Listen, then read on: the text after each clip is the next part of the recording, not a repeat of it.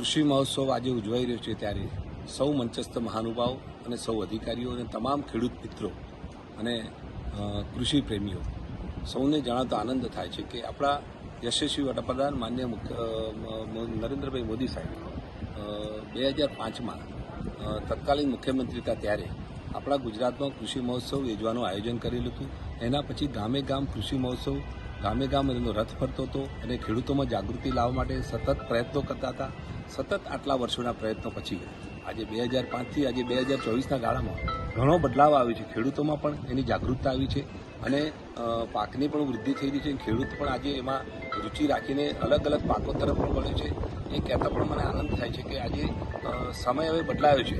આરોગ્યની વાત કરીએ તો આપણે પ્રાકૃતિક ખેતી તરફ જવું જોઈએ. આપણા રાજ્યપાલ માન્ય આચાર્ય દેવવ્રતજી પણ એનું અભિયાન ઉપાડેલું છે કે પ્રાકૃતિક ખેતી તરફ દેશના લોકો ખેડૂતો વળે અને લોકોનું આરોગ્ય જળવાય અને પ્રાકૃતિક ખેતી તરફ ગાય આધારિત ખેતી કરવી જોઈએ.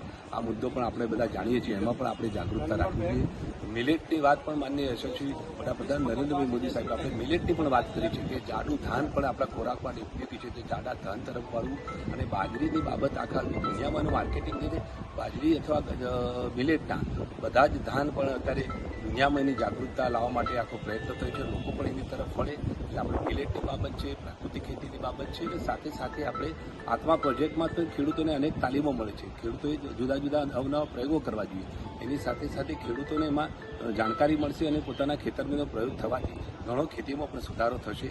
તો ગુજરાત સરકાર આપણા યશસ્વી મુખ્યમંત્રી શ્રી માનનીય ભૂપેન્દ્રભાઈ પટેલ સાહેબના નેતૃત્વ ગુજરાતમાં અત્યારે કૃષિનો વિકાસ થાય અને ખેડૂતોને યોગ્ય જાગૃતતા મળે અને આપણા યશસ્વી વડાપ્રધાન માનનીય શ્રી નરેન્દ્રભાઈ મોદી સાહેબ આપણા ભારતને એક ભારત શ્રેષ્ઠ ભારતની દિશામાં લઈ જવાની વાત છે અને 2047માં ભારતને વિકસિત ભારત કરવાની જે વાત તરફ આગળ વધી રહ્યા છે ત્યારે ખેડૂત જો સુખી હશે તો મહત્વનું છે. કારણ કે ભારતનું દિલ ગામડામાં વસેલું છે.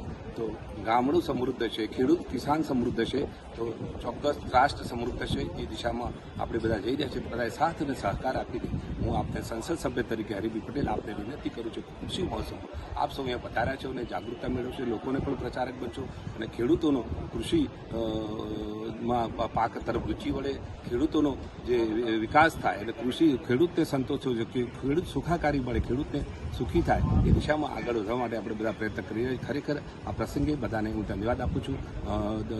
સરકારી તંત્ર દ્વારા અને અધિકારીઓ દ્વારા અને કૃષિમાં જે પધારેલા ખેડૂતો આજે ઉપસ્થિત રહી આપણો આ મહોત્સવ સફળ બનાવવામાં આગળ વધી રહ્યા છું.